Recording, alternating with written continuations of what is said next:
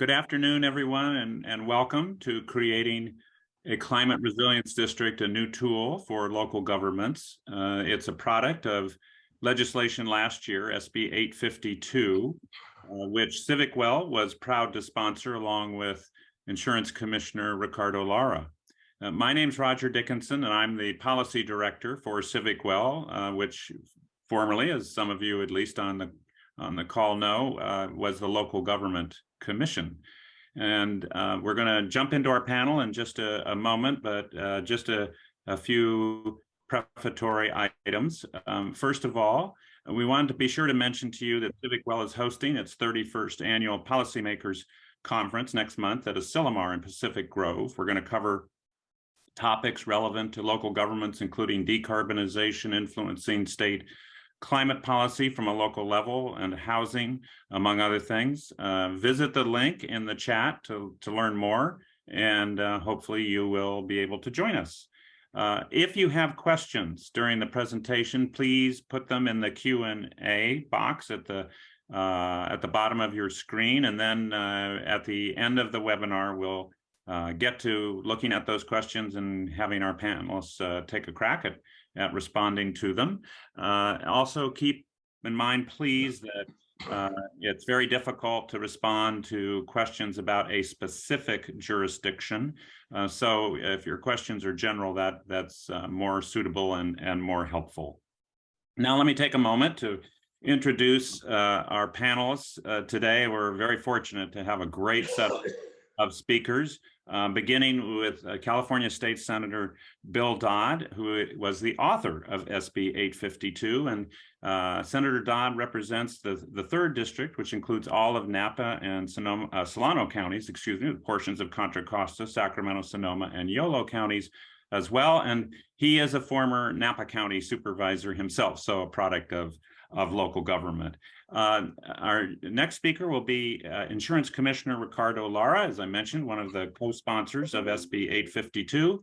And Commissioner Lara leads the state's this largest consumer protection agency, where he focuses on protecting California consumers, fighting climate change, and expanding access to health care for all. Commissioner Lara previously served in both the Assembly and the State Senate before moving to his current position. Then we have Geoff Neill. Geoff is a senior legislative analyst for the political and government law firm of Nielsen Merksamer. Just prior to that, Geoff spent a host of years as a legislative representative and principal analyst for the California State Association of Counties. We also want to mention, along from the Insurance Commissioner's office, getting to the question and answer period, we're going to have Mike Peterson with us. Mike's the Deputy Commissioner of the Climate and Sustainability Branch for Commissioner Lara at the California Department of Insurance. And in this role, he leads multiple initiatives to reduce climate risk and strengthen resilience. And we're very fortunate to have Suzanne Smith with us today. Suzanne is the Executive Director of the Sonoma County Transportation Authority. You may know it as SCTA, the countywide transportation agency responsible for coordinating regional, state, and federal funding. In 2010, the SCTA took on a new role as the Sonoma County Regional Climate Protection Authority, known as RCPA, and Suzanne serves as the executive director of that entity as well. So as you can see, we've got a power-packed lineup, and we're going to jump right into it, and I'm going to hand off to Senator Dodd to lead us off. Well, thank you very much, Roger, and CivicWell for putting this webinar together. It's great to always to be on any call with my former Senate colleague and now Insurance Commissioner Lara. So great to see you. I believe climate resilience districts, or CRDs, will provide an important tool for addressing the local impacts of climate change and getting more people to know about CRDs through events like this webinar. The more useful the tool will be. I also want to take a few minutes to give you a sense of why I authored SB 852 and why I think it will be so useful. Over the last 5 years, my Senate district has been competing with other regions around the state for wildfire prevention grants following the catastrophic fires in 2017 and 2020. My communities and fire safe councils have been fortunate to secure some state grants to work on defensive space, vegetation management, emergency alerts, home hardening, and more over the last couple of years. However, the state's funding largesse is certainly not infinite, and we have already seen the new governor's budget trim wildfire prevention funding by more than $100 million, with more cuts coming if the economy deteriorates.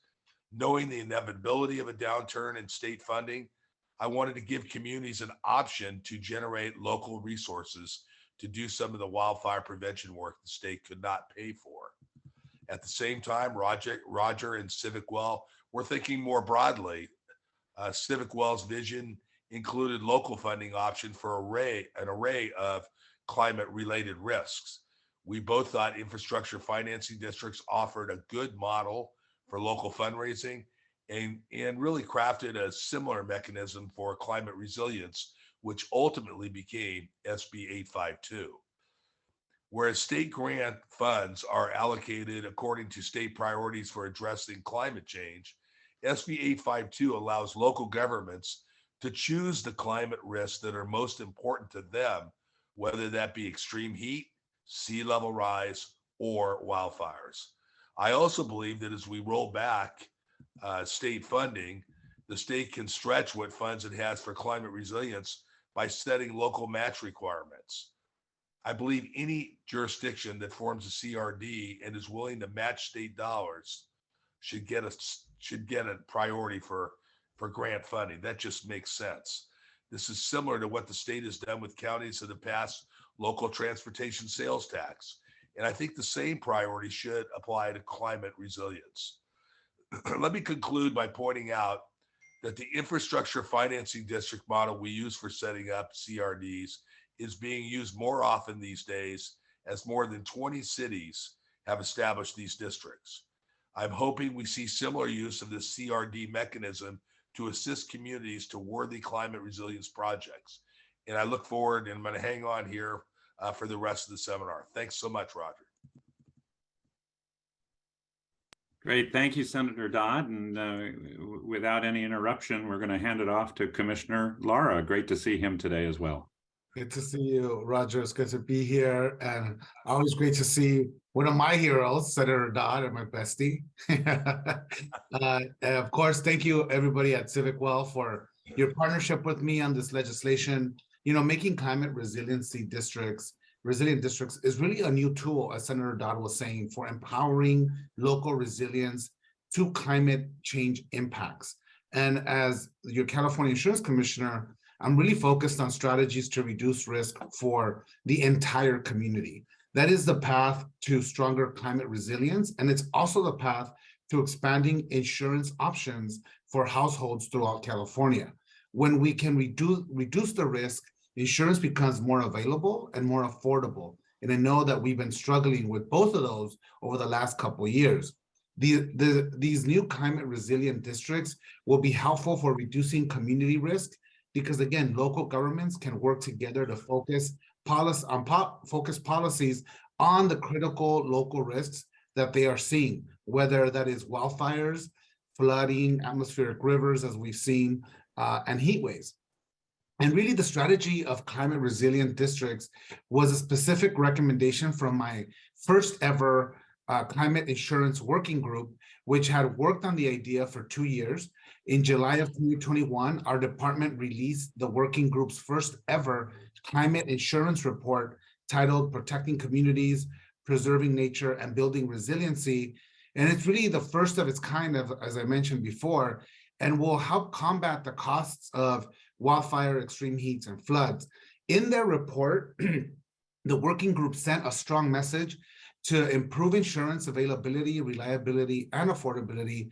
California really needs community mitigation to improve dramatically. And to achieve this, the working group emphasized the importance of community pre-disaster mitigation that focuses on expanding wetlands, forest management, and urban forests in order to reduce the impact of climate intensified events, and thus recommended the creation of a special climate resiliency district focused on climate solutions. And so the CRDs help Californians overcome two barriers to climate adaptation. First, the need for sustainable financing, because many communities risk mitigation projects, I should say, need to be achieved and really maintained over time, and that is very costly. Second, the importance of cross-jurisdictional collaboration. Atmospheric rivers, heat waves, and wildfires don't stop at the border between two cities or between a city and the county. If you shared a watershed, you'll likely share flood risk, and in this new district can really be helpful to improve resilience. So for those in the audience today, I just want to thank you for engaging in the implementation of this new law. Climate resilient districts are really going to be, I think, an important tool for local planning, for investing in nature-based solutions that protect communities, and really for testing community-wide insurance initiatives. The districts are also complementary to a new regulation to my office that we just finalized in October, which will require all insurance companies to offer incentives to policyholders for home hardening or community mitigation. Once our regulation is fully implemented, 100% of policyholders in California will have access to incentives and discounts to reduce wildfire risk, compared to with only 7% of homeowners that had access to home hardening discounts in 2018.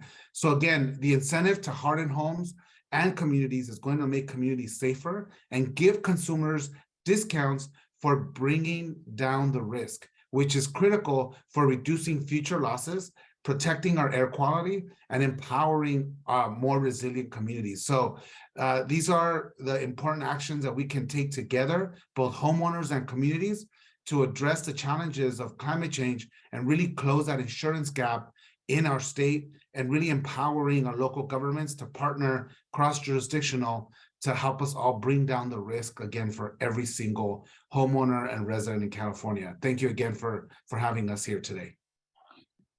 Thank you both to Senator Dodd and to Commissioner Lara for setting the context for the webinar today so well. And with that, we're going to start digging into a few of the details. And to help us in that regard, we're going to go to Geoff Neill, and we want to welcome Geoff and thank him for participating.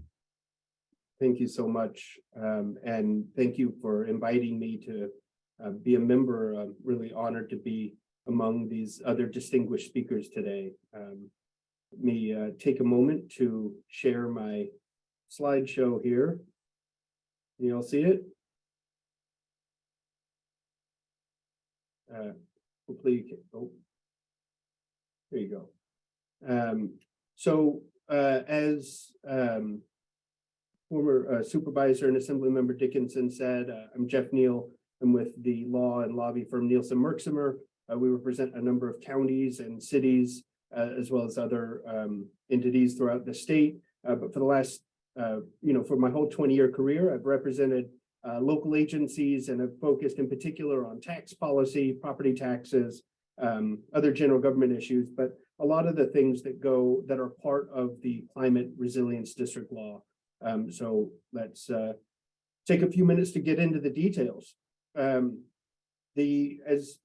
I think everybody here knows, the SB 852 meant that climate resilience districts now exist, and they're a tool that can be created by a local agency specifically for local priorities to address the local effects of climate change, and that's really where their power lies. And their funding sources, importantly, include tax increment financing. So let's talk a little bit about tax increment financing.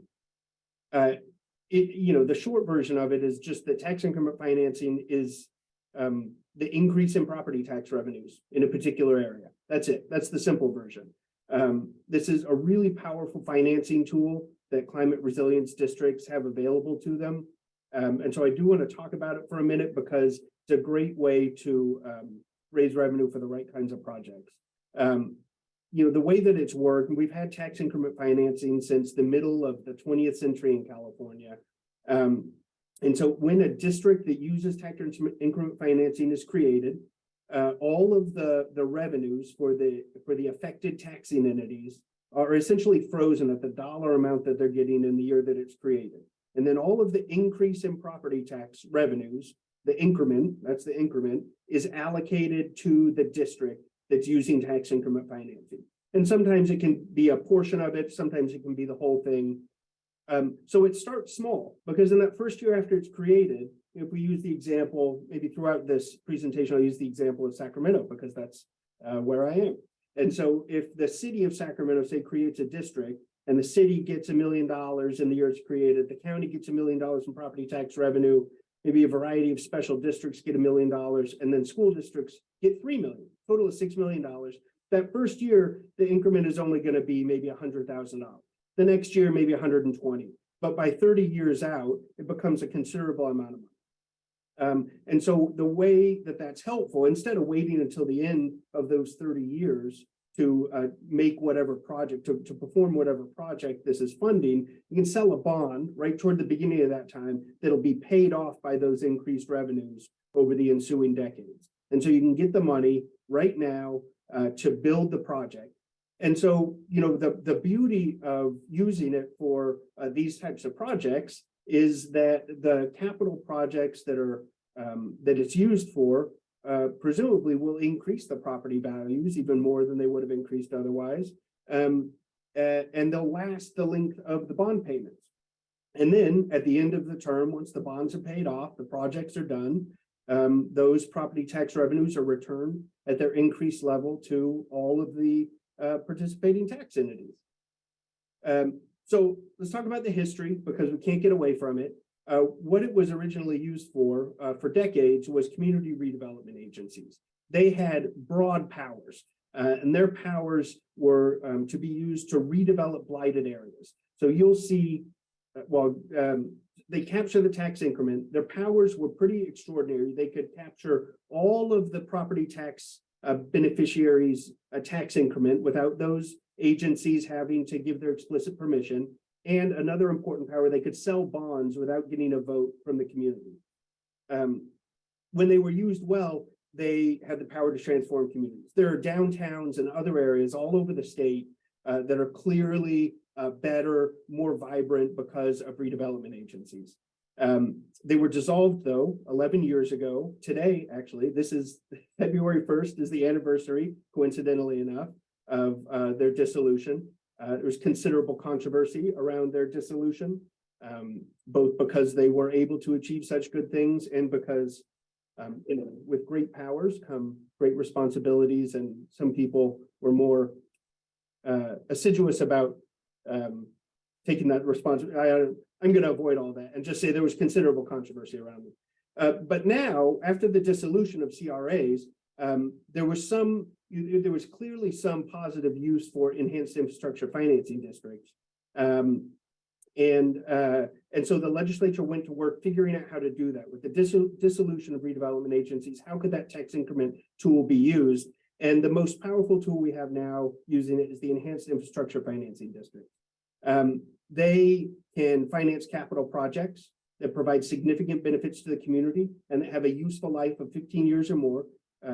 They can't use the school share of the property taxes at all. And if they want to use all of the other taxing agencies' tax increment, they just have to get their permission. So all of the local agencies that have property taxes in the district that pass resolutions to join the district, their property tax increment can be used.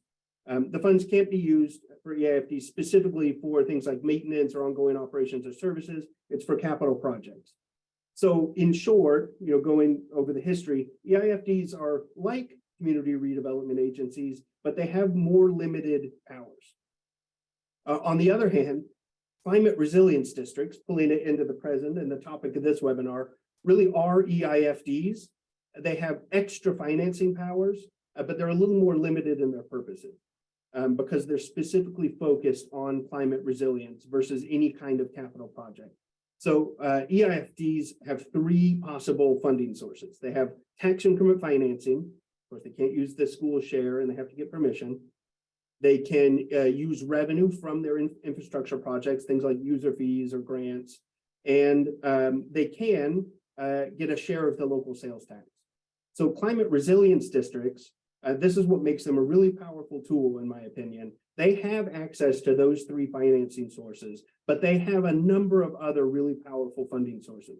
They can use benefit assessments, where the charge is proportional to the benefit that a property receives. They can use special taxes, require a 2/3 vote of the people. They can use property-related fees.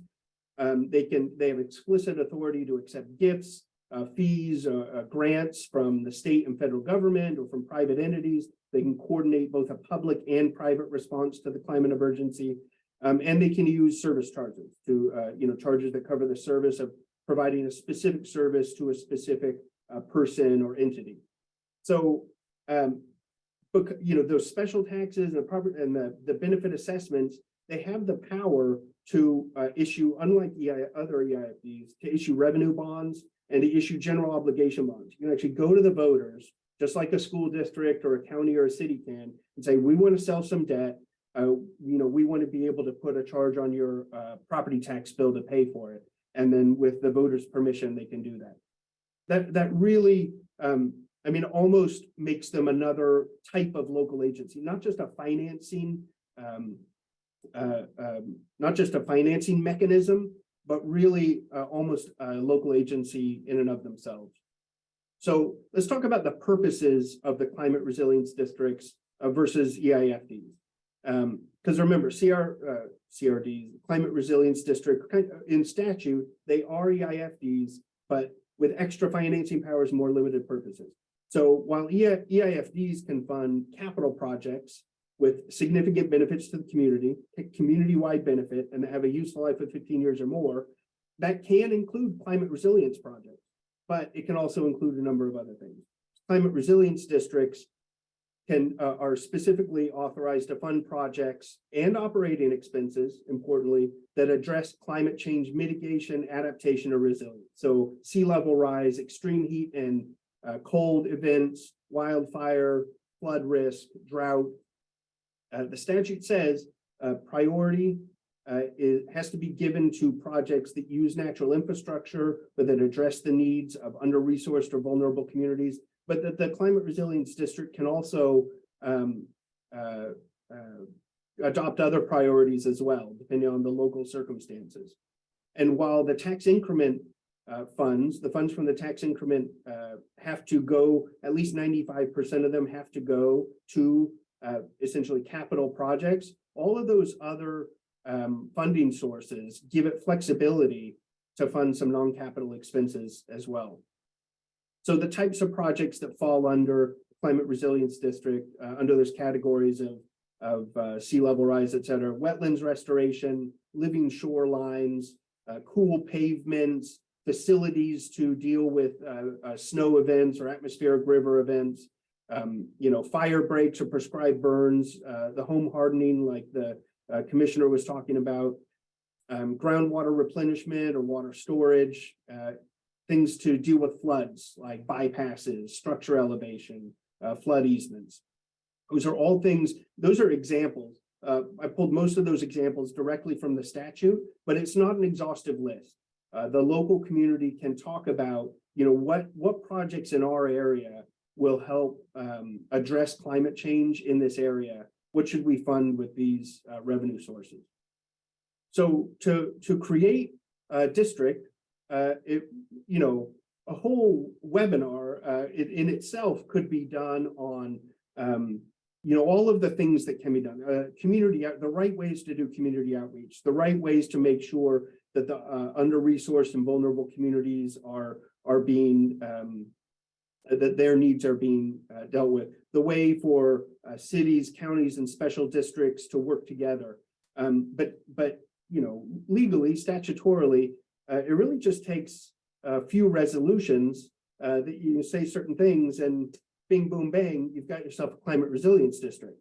So the resolution by the forming agency has to state the intention that they want to establish a district, has to describe the boundaries, the types of projects it will achieve, its goals, and then it has to create the governing board, the public financing authority. This is the same as an EIFD board for the most part. That has to have elected members, board members from the agents, from the participating agencies and the member agencies. It also has to have public members on it, 2 public members that are not from the legislative bodies of the participating agencies. Need to have public hearings, of course, open and public, properly noticed and allowing the public to comment on the plan.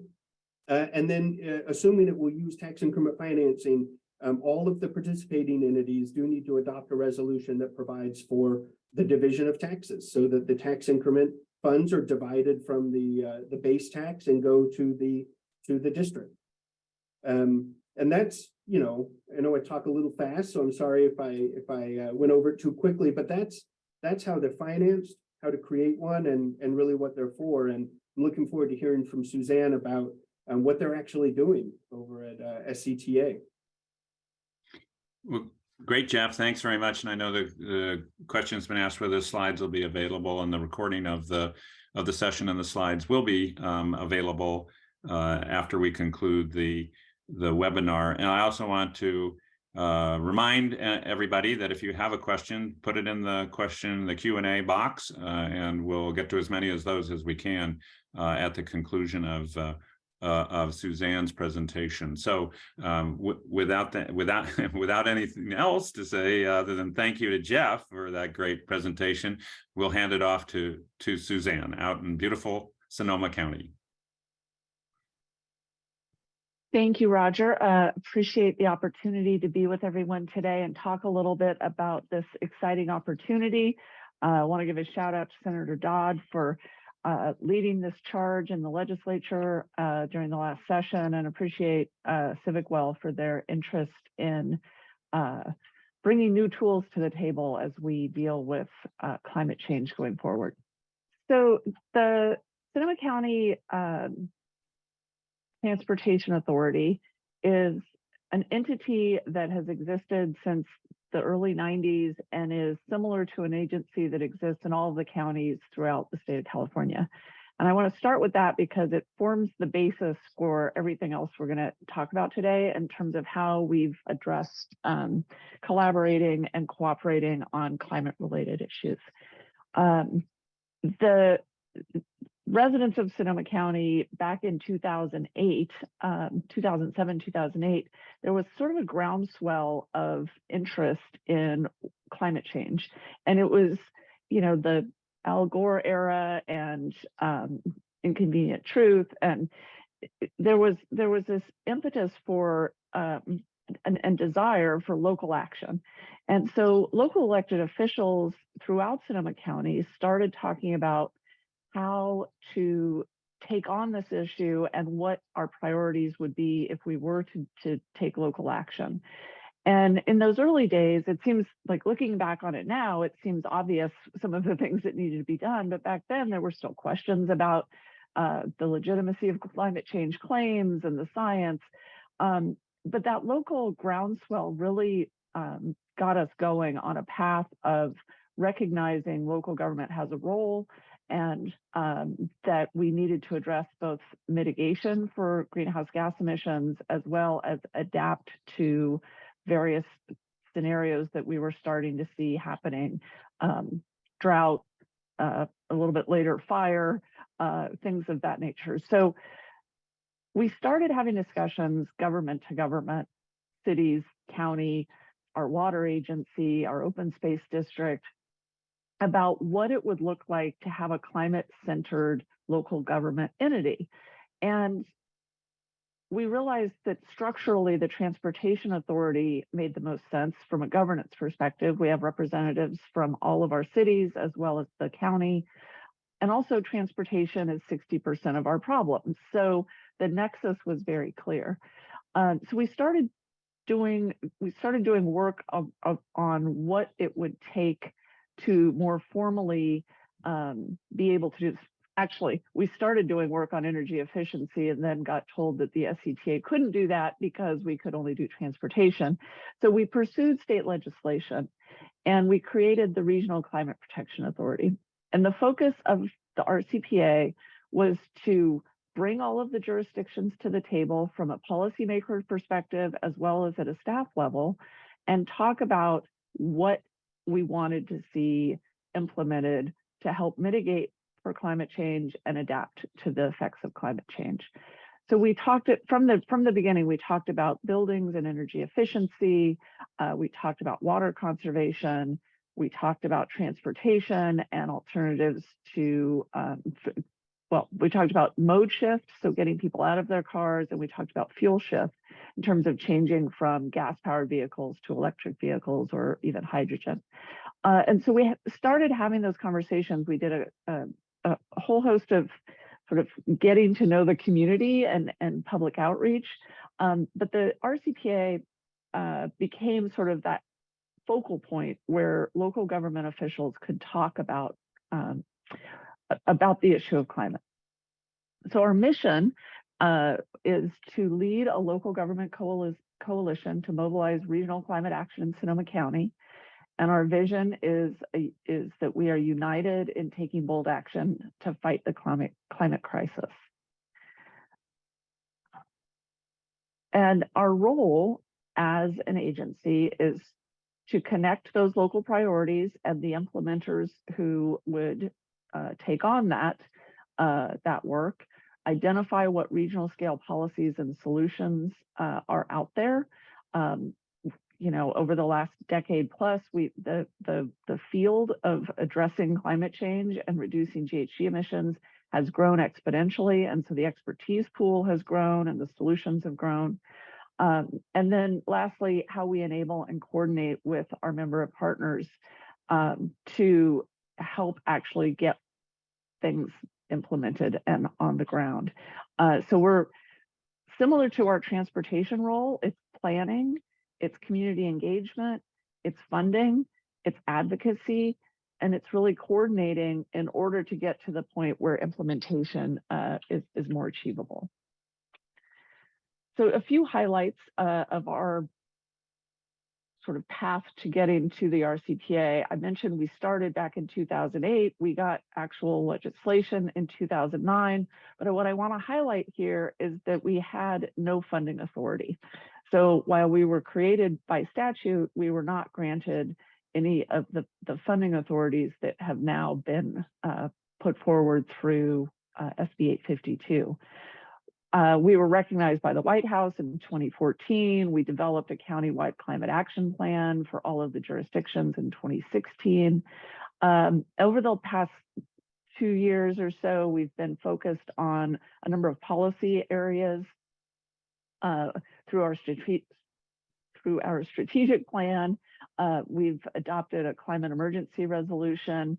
And we've been implementing as well. We manage a regional water conservation program called Water Upgrade Save. We've developed what we were referring to as our climate mobilization strategy, and I'll talk about that a little bit more in a moment. And then we've also, in 2020 and 2021, started to explore what it would look like to establish a local funding measure dedicated to climate change work. Again, our familiarity on the transportation side with self-help counties and having a local sales tax measure, something that I think 28 counties in California have. Looking at that as an example of what we might want to pursue on the climate front, but knowing we didn't have the authority as an agency yet.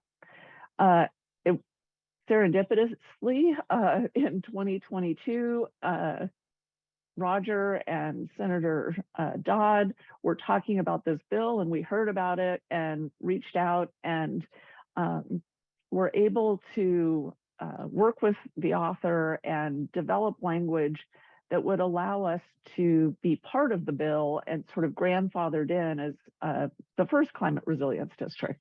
And the value obviously was the ability to establish authority for things like a special tax or the EIFD sort of structure. We still have to go through all of the steps such as going to voters or create, whatever the processes are for each of those funding mechanisms, we still have to pursue that, but we are part of, our board is considered a climate resilience district board at this point. So our next steps heading into this year are to pursue a funding measure. And I'll talk a little bit more about that in a second. But before I do, it's going to be rooted in our mobilization strategy. And we have 3 sectors that we've identified as the focus area where local government really has this in their wheelhouse: transportation, buildings, and land and water. And so from those 3 initiatives, those 3 buckets, we've got strategies that we will be wanting to implement programs and projects to help reduce emissions and address adaptation. And there's not a lot of mystery to what we need to do. We need to reduce emissions across all the sectors. So that means driving less, that means mode shift and fuel shift. It means addressing vehicle miles traveled. So we're going to be exploring a VMT mitigation bank. On the building front, it's electrifying, it's grid resilience, it's providing infrastructure for vehicle charging as well. And then on the land and water side, you really get into the resilience part as well as increasing carbon stocks. In Sonoma County, we do our greenhouse gas inventory every couple of years. And as part of that, we've established a pretty lofty goal of carbon neutral by 2030. And what we know is we can't achieve that goal. We cannot reduce every emission to 0 in Sonoma County. So we need to increase the sequestration opportunities and put more carbon back in the ground to help us meet that goal. So that's part of the land and water initiative as well. And you see sort of around this whole process, around the whole strategy is a lens of environmental justice and community engagement. So that's what we are using as sort of our touchstone as we pursue, or at least explore, how we will pursue a funding mechanism. And so from that, we've established a committee structure, and we are looking at probably November of 2024 to develop an expenditure plan and put something before voters. What that funding mechanism is has not been determined yet. Sales tax is probably the most common, but I do think we will be exploring the idea of potentially parcel or property assessments. But you saw the list earlier from Jeff's presentation about what the alternatives are, and we're doing some work right now to assess not only the viability in terms of how much revenue could be collected from those different mechanisms, but also sort of voter temperature on what that might be. But our structure is led by the Regional Climate Protection Authority Board. Again, it's elected officials from each of our 9 cities, as well as from the County Board of Supervisors. They've put together a steering committee, and then we have program-specific committees based on those 3 buckets I mentioned earlier of transportation, buildings, and land and water. And then we also are using our government partners, whether it's the cities or the county, our open space district, our community choice aggregator, Sonoma Clean Power, to be sort of the brain trust of, we've done plans, we've done, implementation strategies, like bringing all of that information to the table and figuring out how we will put together an expenditure plan for voters to consider. So our timeline is, we're kind of in the heart of it right now, where we are implementing as we go along, but we also are doing community engagement to develop that community vision and put together a potential expenditure plan. And, I think I'll close with just the sense of need is great.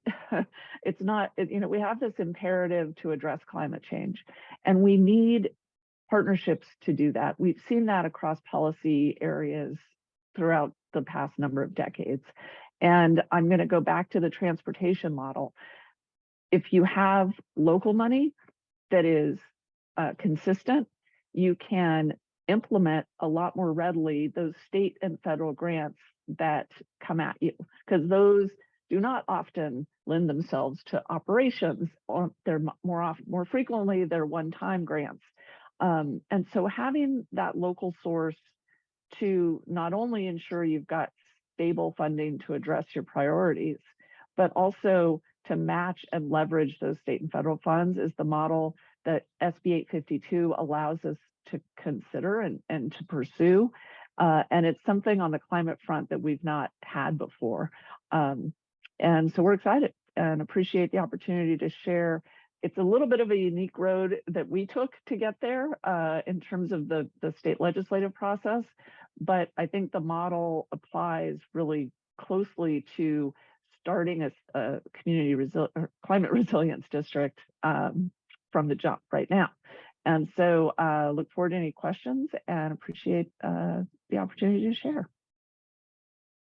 Well, Suzanne, thanks so much. I think even though by virtue of the legislation and the work you've done in Sonoma County before the legislation, you've got a little bit of a head start on folks elsewhere around the state. But nonetheless, I think what you're doing provides a very useful roadmap for a lot of folks who are thinking about whether a climate resilience district might make sense where they live and work.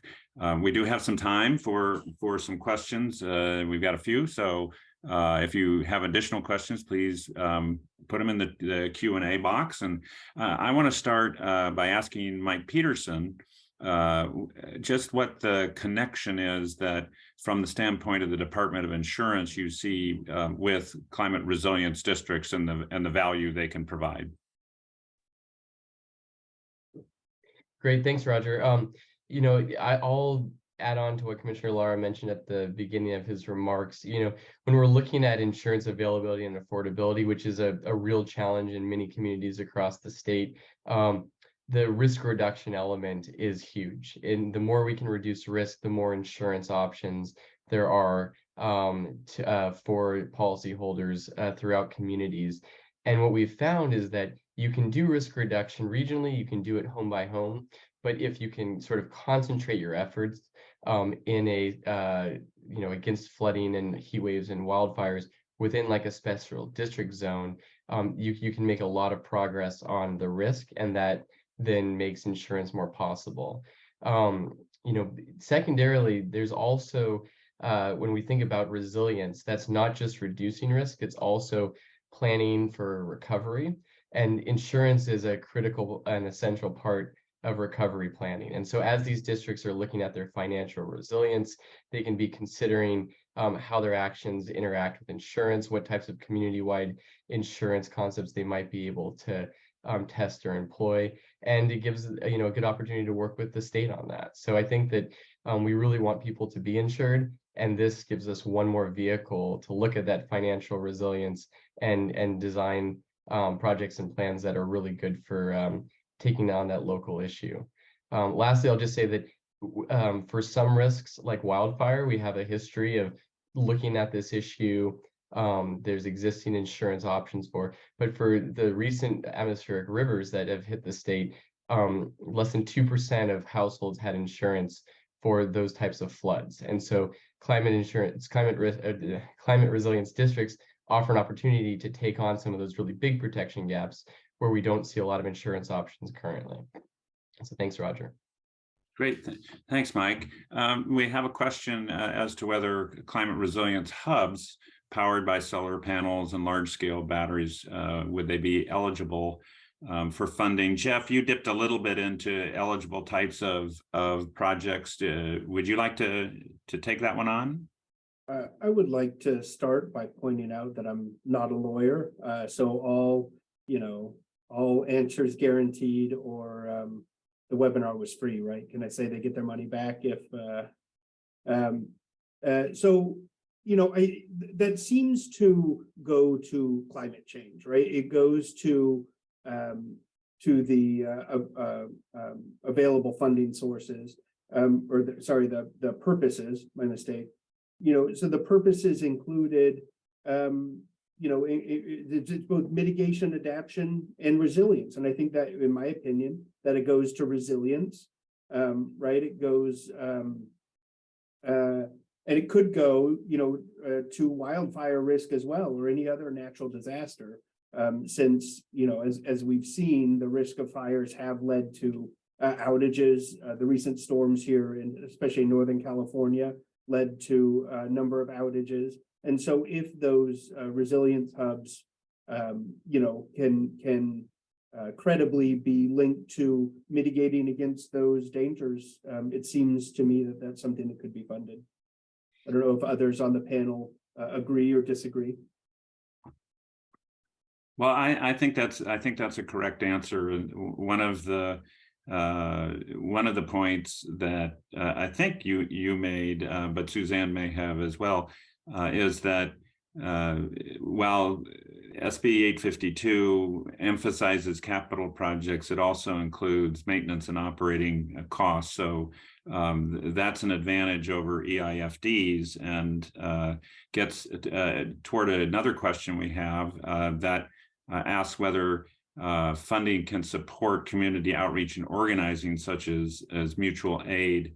This is people-to-people work. The questioner says saving lives by reaching out both during emergencies and non-emergency times. So this is an interesting connection between, perhaps there's a capital investment that creates some safe space, say in the instance of extreme heat, extreme cold, flooding, whatever it may be, but you also have to educate the community to the fact that it's there, and then be able to operate it and help people make use of it. Suzanne, I wonder if in the three buckets that you're working on, this is an element of what you're thinking about. I don't think we haven't talked specifically about sort of that mutual aid concept, but I do think the thought about basically operating expenses, and I don't just mean staffing up, but like actual implementation or ongoing operations, whether it's a cooling center or a warming center or emergency response, centers. Those are, it seems like this legislation allows for those sorts of operating ventures. I, like Jeff, am not an attorney, and this is, somewhat untested territory. Not somewhat, it is untested territory. There have not been any funding mechanisms developed yet for a climate resilience district. But I think the way the legislation is written, it is fairly broad in what is allowable. And I do think operating costs associated with resilience seems like a good argument can be made. Yeah, some of this is going to have to evolve, I think, as we see districts created and projects undertaken, and then trying to operationalize those projects. Mike, if I can come back to you, this is something we talked about during the course of the legislation with respect to risk mitigation, and I wonder if you have a thought on how climate resilience districts can promote risk mitigation through various approaches they might undertake. Yeah, absolutely. And, just to add on to what Suzanne was saying, as with a lot of state policies, once districts get up and running, you start to see some of the examples that are used and the success and the, trial and error that comes with that. But I think that we see good examples when storms happen, where early warning systems are able to warn residents in certain areas, and that is allows them to reduce their risks sort of in the moment. You also see the long-term picture of how do you reduce your risk over the long time. Over a long period of time. Commissioner Lara had mentioned the incentive to harden your homes. Insurance can provide this incentive to reduce your risk. An early warning can provide the warning you need to move to safety or to reduce the risk to your home or your business. And so I think that having this organizational structure that's cross-jurisdictional, that has that stable funding source and can accept grants for specific types of projects and programs, it really allows you to use these different pieces of risk communication, risk reduction, and sort of insurance planning that go into making a community safer. Thanks, Mike. We have a question for you, Suzanne, really, that relates to Sonoma, that's asked about Sonoma County, but I think it relates to a lot of counties. And the question is about the land and water bucket that you have developed.